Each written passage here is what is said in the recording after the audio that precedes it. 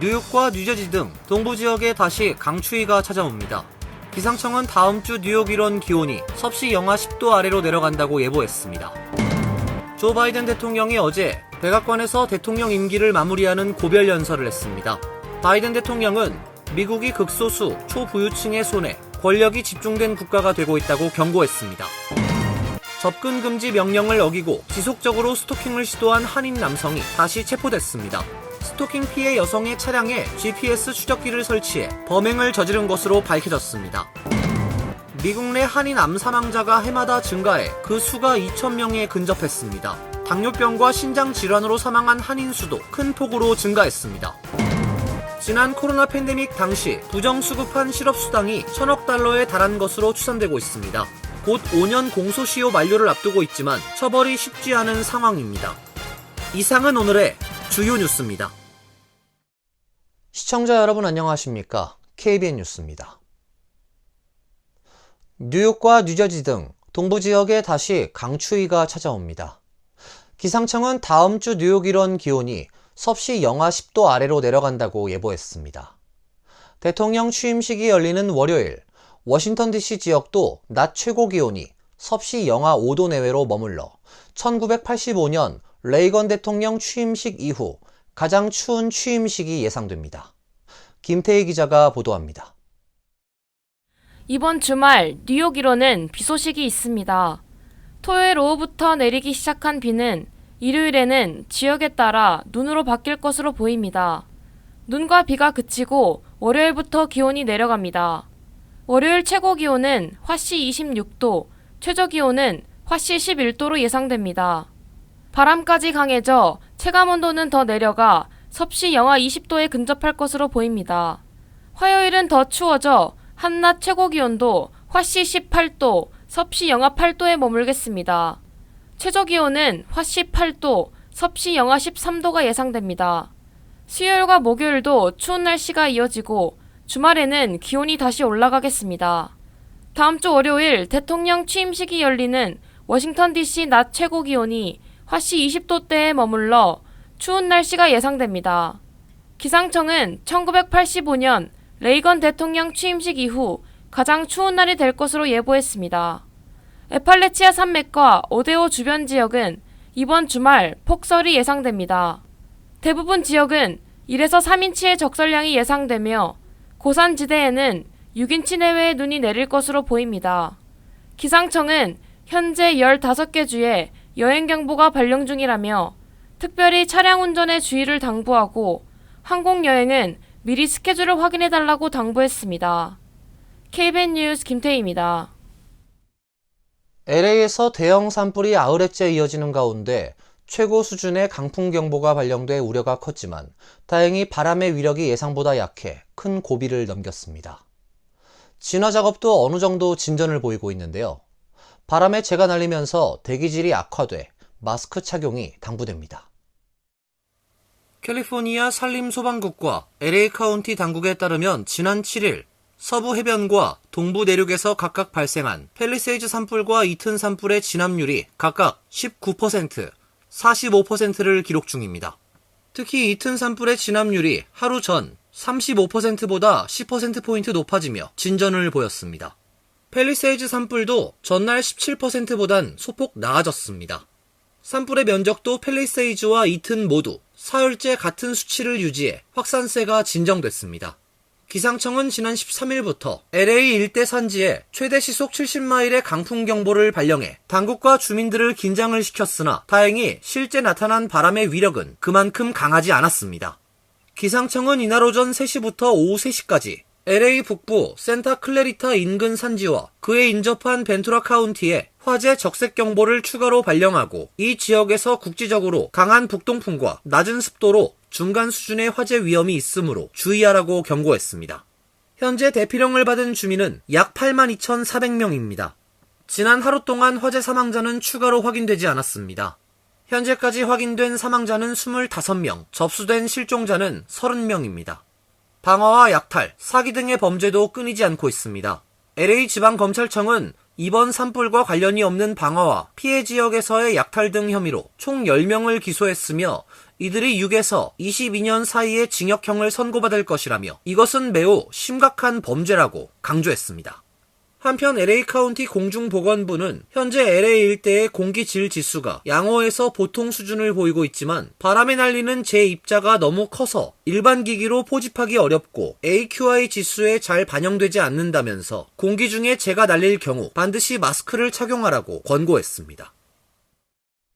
LA 지역 산불로 지금까지 주택과 건물 약 12만 채가 소실되면서 집을 잃은 주민들뿐만 아니라 LA 지역 전체 주민들까지 주택난에 시달릴 수 있다는 우려가 제기됐습니다. 뉴욕타임스는 어제 LA 화재의 경제적 피해는 파괴된 집들의 가치를 훨씬 뛰어넘을 것이란 기사를 통해 이번 산불의 중장기적인 영향을 전망했습니다. 특히 이번 산불이 기존의 여느 산불과 달리 인구가 많은 도심 지역 근처에서 발생했고 이 지역 주민들의 소득 수준이 미국의 평균적인 수준보다 높다는 점에 주목했습니다. NYT가 인용한 부동산 정보업체 진로우에 따르면 가장 큰 산불이 발생한 퍼시픽 팰리세이즈 지역의 평균 주택 가격은 340만 달러, 또 다른 대형 산불인 이튼 산불 지역의 알타데나의 평균 주택 가격은 130만 달러입니다. 당국은 이번 산불로 퍼시픽 팰리세이즈와 알타데나에서만 총 12만여 채의 건물이 소실된 것으로 추산하고 있습니다.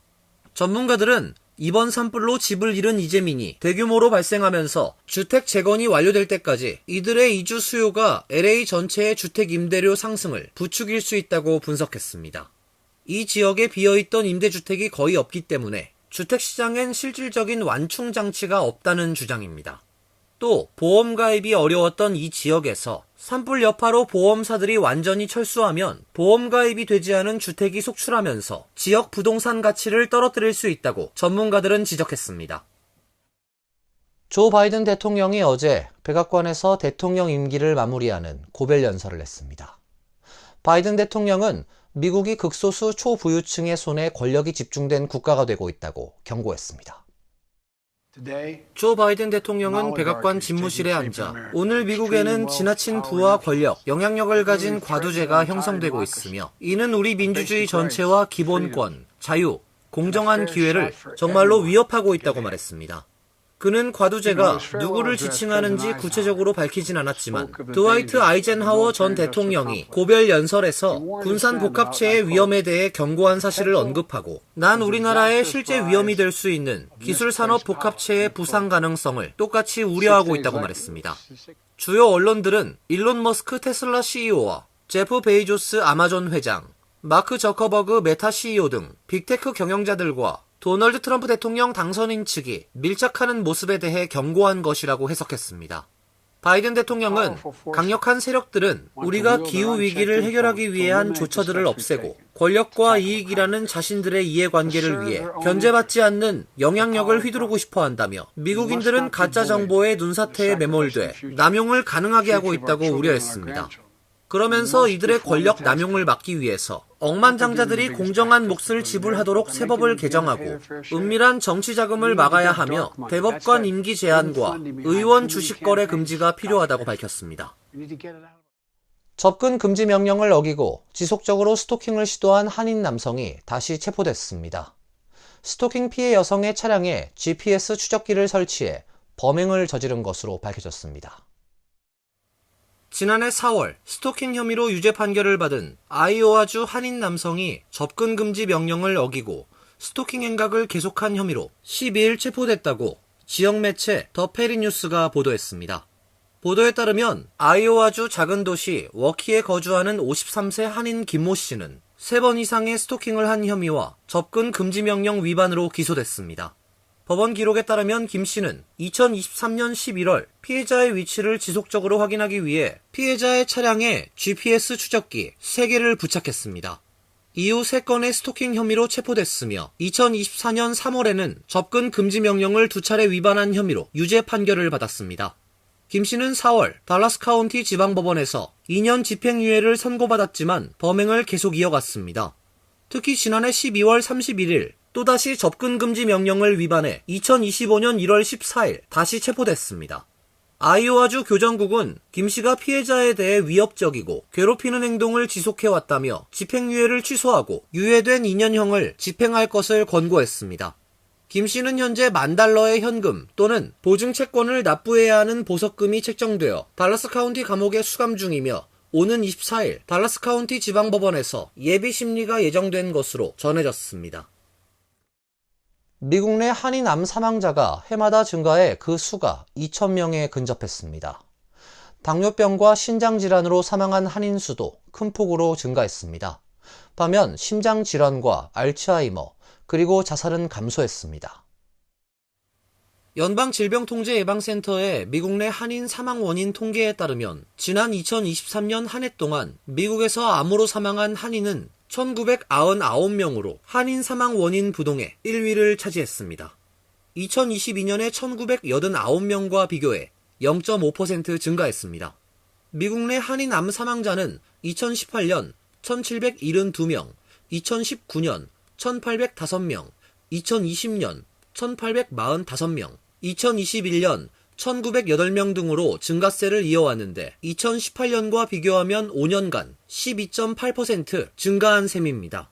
2023년 심장질환으로 인한 한인 사망자는 1,344명으로 2022년 대비 0.4% 줄어들었지만 여전히 많은 수치를 기록하며 2위의 자리를 유지했습니다.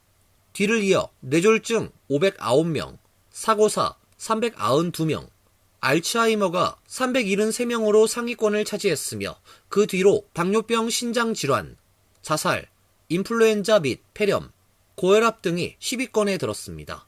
2022년 대비 사망자가 늘어난 항목은 사고사가 5.1%, 당뇨병이 18% 증가했습니다. 반면 코로나19의 경우 2020년에 1,159명이 사망하며 3위로 올랐으나 2023년엔 13위로 하락했습니다. 지난 코로나 팬데믹 당시 정부가 실업수당 자금 기준을 완화하면서 수급자가 2천만 명에 육박하고 그 액수도 9천만 달러에 달했는데요. 이 중 약 15%에 해당하는 1,000억 달러가 부정수급으로 추산되고 있습니다. 세금 횡령에 해당되는 범죄지만 처벌이 쉽지 않고 곧 공소시효도 만료됩니다.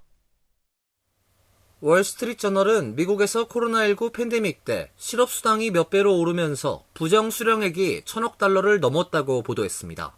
세금 횡령범에 해당되는 부정수령자들을 색출해서 처벌하는 것도 쉽지 않습니다.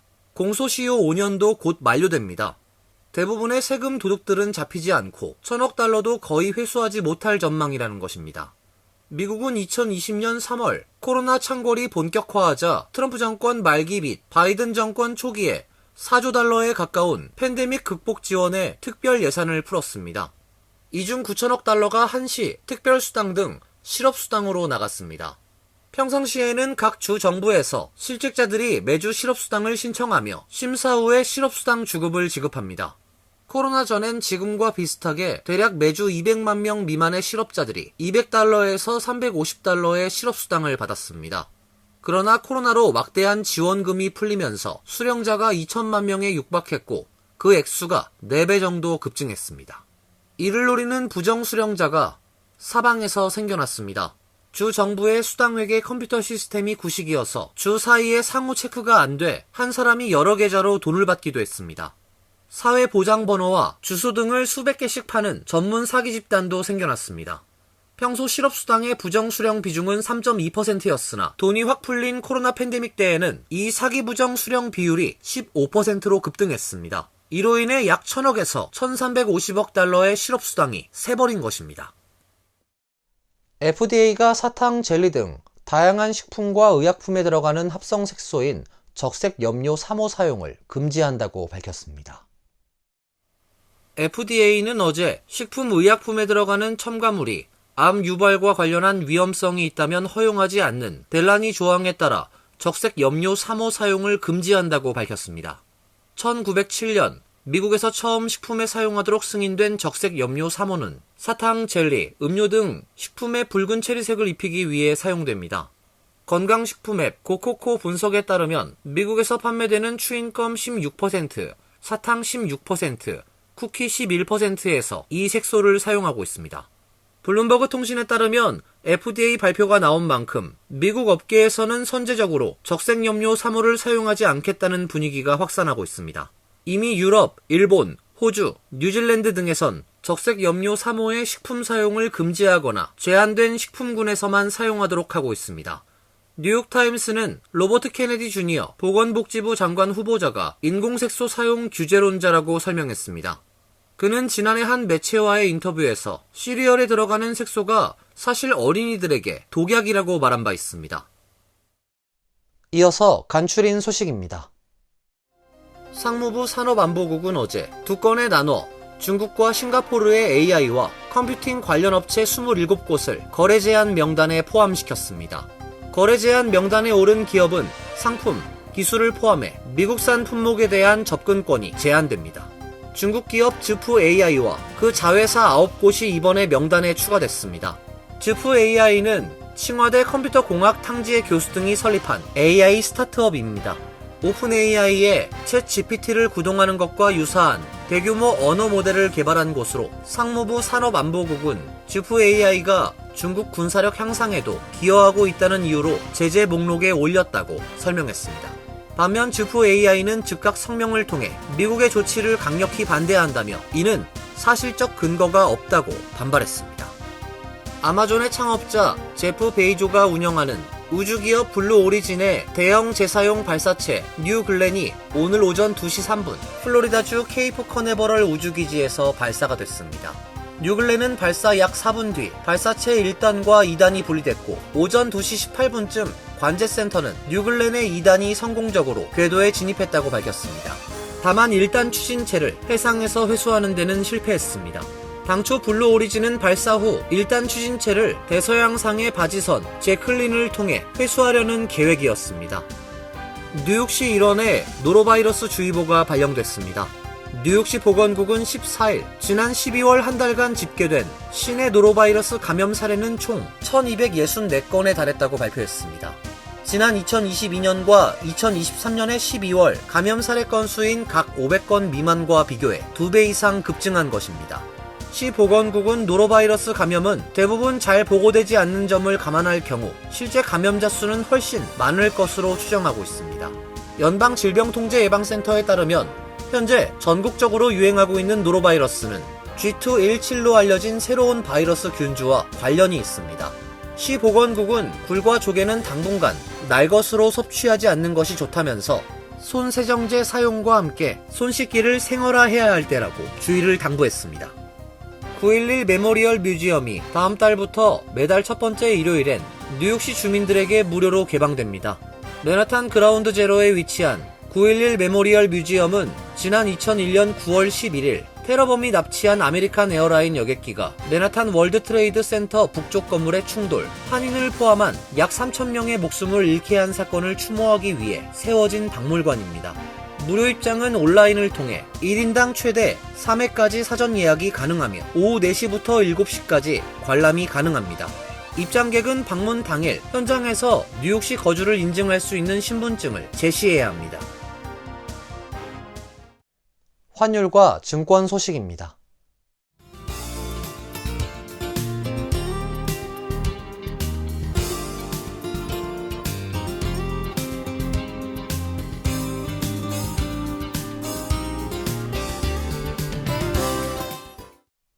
이어서 날씨입니다.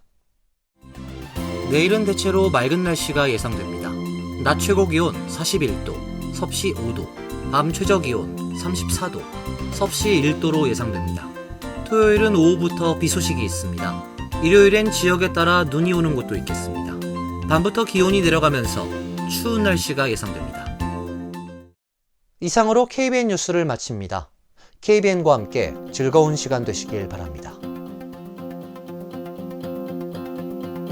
미 동부 최대 한인방송 KBN이 제작하는 KBN 뉴스는 웹사이트 mykbn.com 그리고 유튜브와 페이스북에서 다시 보실 수 있습니다. 좋아요, 구독, 알림 설정은 뉴스 제작에 큰 도움이 됩니다.